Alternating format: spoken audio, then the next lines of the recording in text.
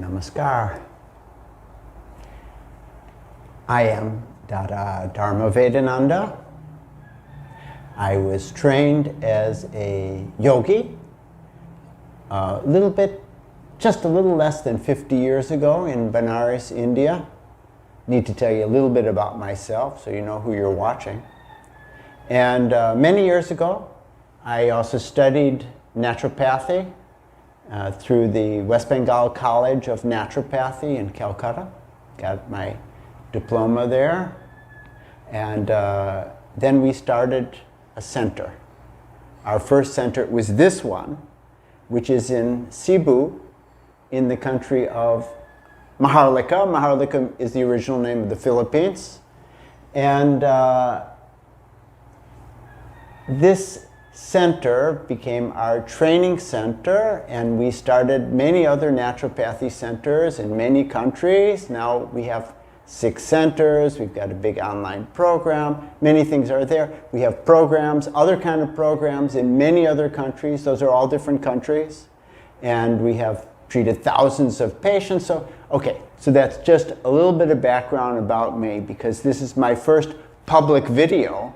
And the reason why it's the first one is because until now, for so many years, I've been concentrating just on treating people and giving trainings and so on. But now, with the situation of the coronavirus, it has become desperate, even urgent, for some of the information, some of the education, some of the knowledge that we have to be disseminated so that you can benefit in this very crucial time. So at the same time that I'm happy to present this to you, I'm also, of course, not so happy about what's happening in the whole world, but let's make this into an opportunity for you to improve your lifestyle as you make the effort to minimize the opportunity for the coronavirus to get to you, as you minimize even if you are infected, the symptoms that you'll experience, and so that you can speed up the time of the cure. Over this series of videos, I'm going to be speaking about these different things. I'll be talking about food, I'll be talking about exercise, I'll be talking about water drinking, I'll be talking about oil, I'll be talking about brushing. There's many different things, which are all very practical, very easy to do.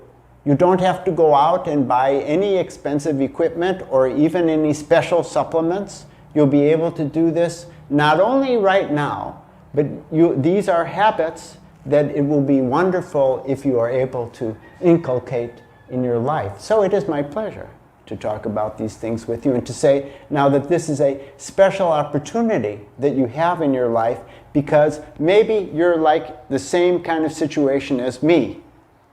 I am under lockdown here in Cebu, as are many millions of other people in this country. And I can't even go out, hardly out at all. So this is my nature for you. I hope you like it. It's the best that we could do. And I like these plants, and somehow they like me also. Yeah, so this is while it's a difficult situation, at the same time, it's a very good situation. So today, I want to talk with you especially about sleep and the change that needs to be made if you want to have a strong immune system for most people. Most people, they don't have a good sleeping habit, so I want to talk about how to get a deeper sleep. What is the best time to go to sleep? What is the best time to wake up, so that your life can be really very, very good and the immune system strong? So you will remember, most likely you will remember when you were a child, if your mother was okay around you and everything, when you were a child, whenever you got sick, so what did she say? What did she do? She would give you probably a hot drink, and then she would tell you to go to sleep.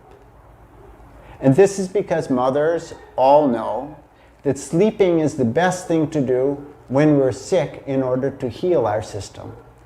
And because if we're not sleeping as much as is appropriate when we're sick, then instead other things will happen. We'll get nervous from the situation, especially if we don't sleep enough or we don't sleep in the right time. If we don't sleep in the right time, and this is the case with, statistically, the vast majority of people, they go to sleep too late. Maybe you have this habit that you sleep too late.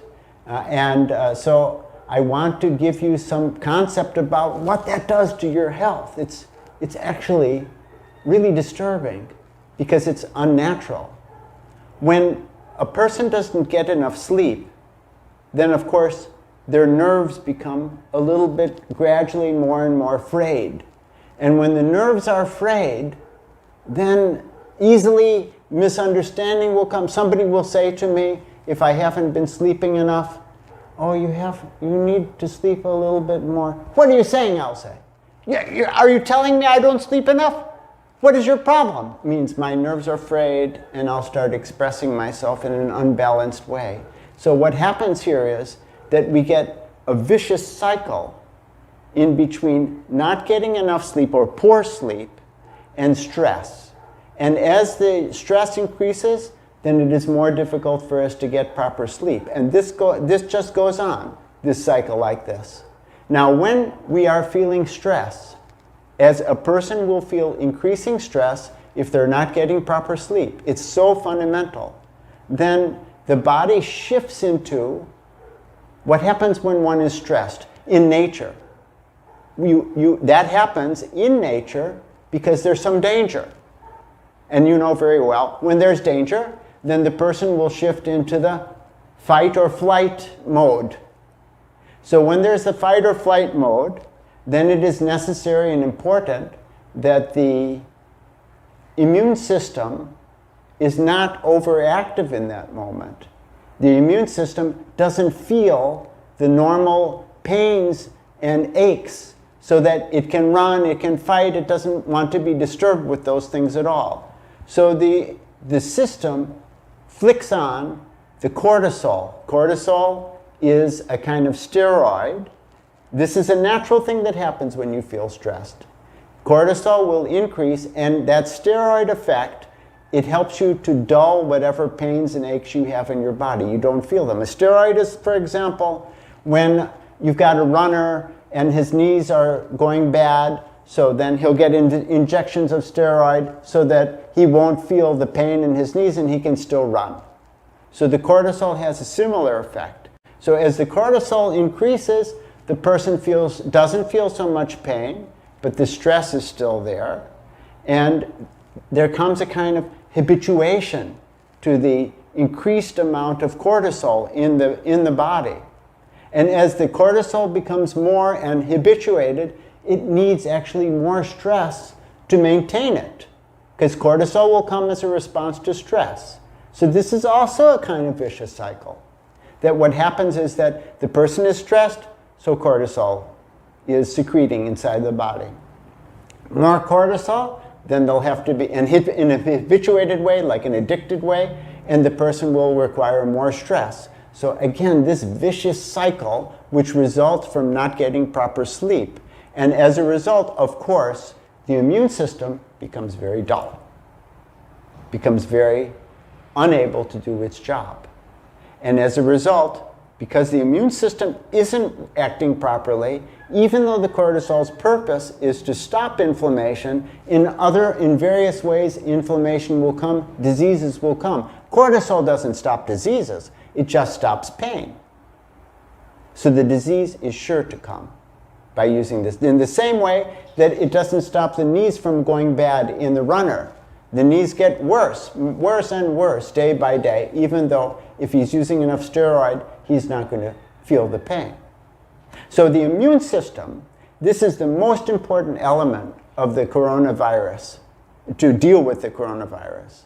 If our immune system, we don't want it to be inactive, we don't want it to be overactive, we want it to be just right, just ready to deal with whatever kinds of problems are coming. Now, what I'm talking to you about, it's coming deeply from all of the yogic science, which is thousands of years old. At the same time, these are very, very well documented and researched by plenty of major institutions in the world, like the University of California in Berkeley, like University of Geneva in Switzerland, like Harvard College.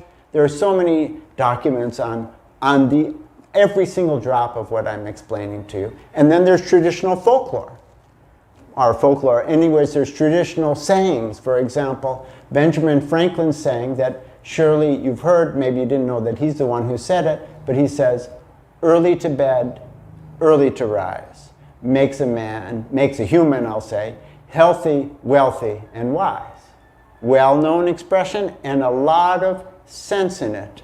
So a question comes, how much sleep do we need? Well, in that very research that I mentioned, it shows that if a person gets sleep deprived, even for one night, if their normal sleep that they're requiring is 7 to 8 hours, and just one night, the person only gets 4 hours of sleep. As a result, the natural killer cells, which deal with all kinds of immune problems, of sicknesses, including cancer, all those natural killer cells, they become decreased. 70% decreased. It's a dramatic effect of missing sleep even just for one night, even just missing half of your normal sleep. A story comes in mind.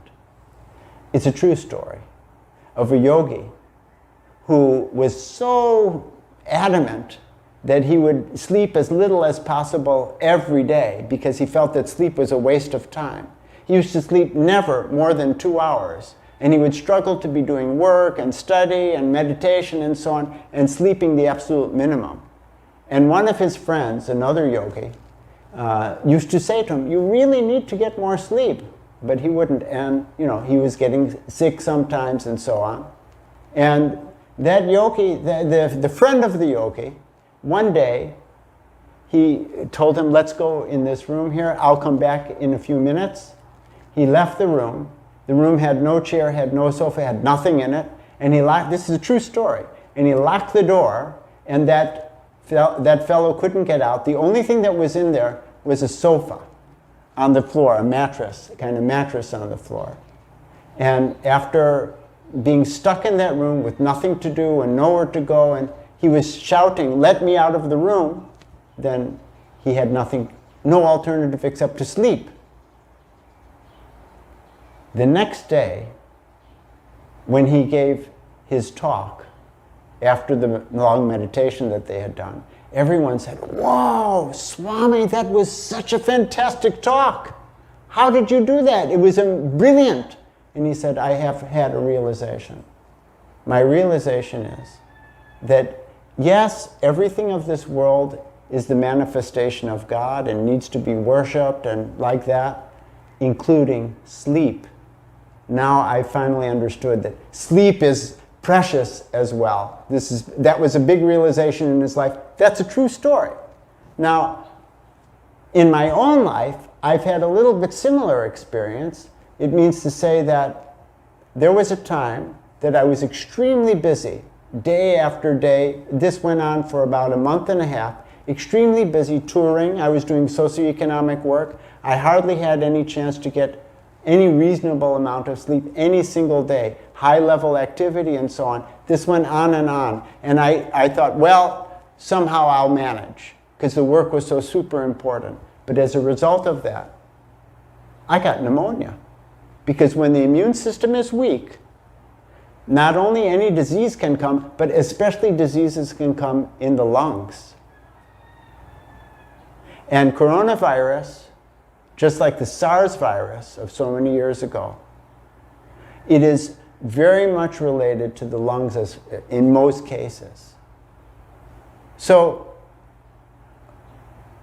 sleep is so important. Actually, I've gone through 2 epidemics in my life. In another video, I'll talk to you about that. I have the experience, and that experience has showed me what to do when one is affected by the epidemic, and I was able to cure myself very quickly, and in the same way, I was able to help to cure many other persons around me. It was a fantastic experience. Maybe an experience I don't want to have again, but it helped me to learn so much and to be able to show other people. So now, what time do we need to sleep and what time do we need to wake? Well, the first concept which is clear in any research and also among the yogic disciplines is that there should be a very good gap in between your last meal and your sleeping time. That very good gap should be, if possible, at least 2 hours, at least 1.5 hours. And to help that process, the process of the intense digestion, which is taking place just after your last meal, like after any meal, so that you're not affected by digestive gases when you're sleeping. Because if your digestion is going on, then gases are moving in your stomach, and those gases will be disturbing your nerves, and the nerves will be disturbing your brain, and they'll bring all kinds of images and what people will call normally nonsense dreaming. And you have a disturbed, you don't have a deep sleep. So it is important to facilitate this to take a walk after eating. But most of us in the coronavirus, or many of us, due to the quarantine, we cannot go out. So in this situation, I walk inside of a room. I pick the biggest room, open the windows, and move in there continuously for at least 15 minutes. If other people are there, very good, I'll be talking with them. Otherwise, I'll be contemplating.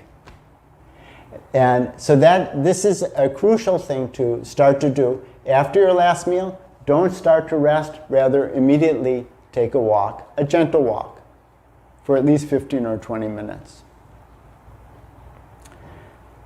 So what time to sleep?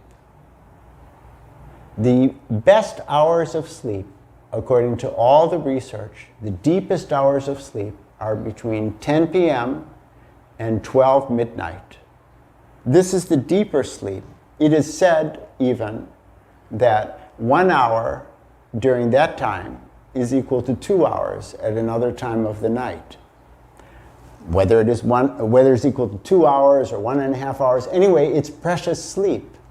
So that sleeping time is the most important, and for this reason, the sleep experts say that you should go to bed sometime between 8 and 10 p.m.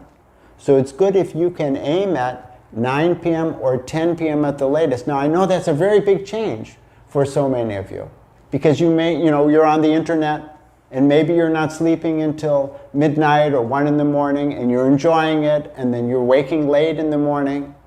But this is very, very disturbing for the immune system. Early to bed, early to rise. If we need 7 to 8 hours of sleep, then that means that if we go to bed, for example, at 9:30 p.m. or 10 o'clock, then you can easily get up at 6 in the morning. Now, according to the yogis, the time when the sun is rising is very, very precious. They say that from 45 minutes before sunrise until 45 minutes after sunrise, this is the time of the maximum available energy from the sun. It's a very, very good time for doing meditation. Peaceful, but very enlivening, vitalizing. And the research has shown that anybody who will wake up late in the morning, regularly wake up late in the morning, they have greater tendency for depression, for pessimism, for negativity. These are research documents. Whereas on the other hand, if one wakes up in a good time, early time, then you become much, much more positive, much more happy, much more able. The student can study much better. These are the normal things. Now, this happens because all beings, all living beings, especially mammals, but really all living beings, we all have in our brain a kind of biological clock in the hypothalamus. And that clock works, and we know how the sun and the moon are moving, especially the sun, even if we are in a room where there's no light from outside. We feel this one. And this biological clock, it directly affects what is called, you may know, circadian rhythm. So this is the rhythm that changes according to the movement of the sun and the moon. And this is happening in all of the animals and even the plants. So if we move in the same rhythm as the circadian rhythm, then we are in nature and everything works very, very nicely. It's a wonderful experience with a small, well, for some of you big, but in any case, it's a change. So maybe you cannot wake at 6, but today, you try to, if you have the habit of going to bed at midnight or later, you just keep trying to make it earlier. Shift your, be practical, we adjust little by little by little, but you've got that target to go to sleep at the latest by 10, and better if you aim even, say, 9:45, like that. So here, back to, let's make really clear about this coronavirus. Any virus, any pathogens, they're most active in the daytime. So it is natural that the immune system is also very active in dealing with external pathogens, enemies, viruses, bacteria, and so on, in the daytime. But in the nighttime, it's not very active like that, and rather it can completely internalize itself, and it can work on healing, and not only can, but it does work on healing everything within the body. It's not paying attention to the outside. It's cooler outside. It's dark outside.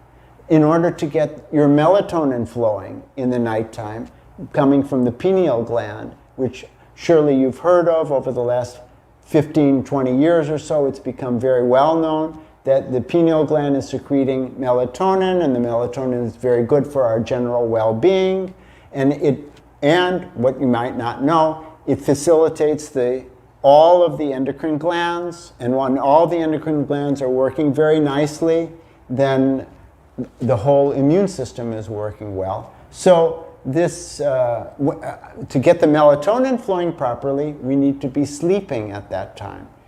Between 11 p.m. and midnight, especially, it starts to flow, and that will only be if the room is quite dark. So this is another suggestion I'm giving to you in case your room is not dark in the night. Try to make sure that it is.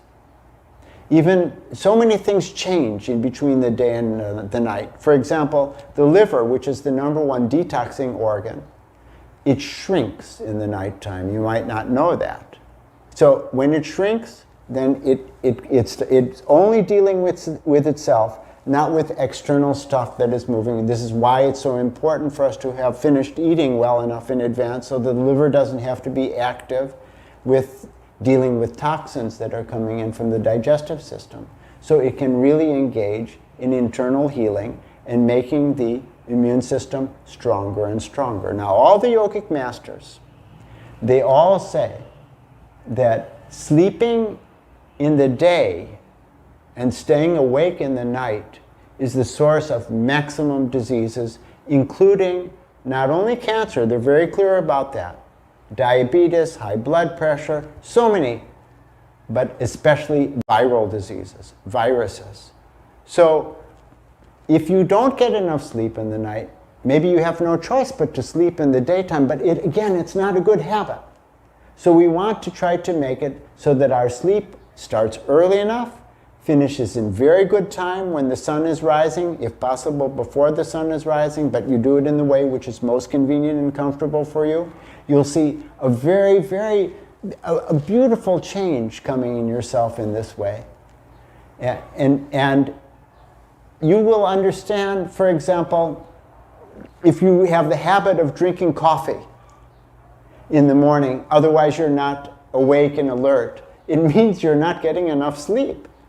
So the need for coffee, it'll disappear step by step. That caffeine, especially if you drink coffee as late as noontime, it's going to disturb you even in the nighttime. There's still a little bit of it left when you're trying to sleep in the nighttime.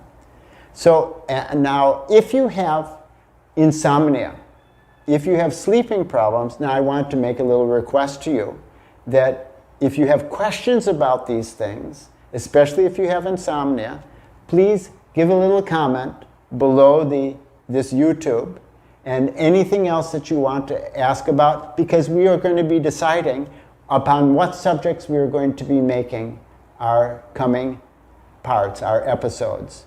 Definitely I'll be talking about food and exercise and systematic lifestyle, and the more systematic our life can become, the more natural. Strangely speaking, system and nature, they work perfectly together because nature is very systematic itself. And in this way, your energy will go up, your positivity will go up, your health will go up, and coronavirus will be out the door. So I'm looking forward to more and more discussion with you all, and I'm looking forward to explaining everything that you would like to know, how to make your immune system stronger, how to avoid the effect of the virus, how to minimize the effect of the virus on your system. I've explained about sleep, and I have other topics that I'll be covering. Thank you.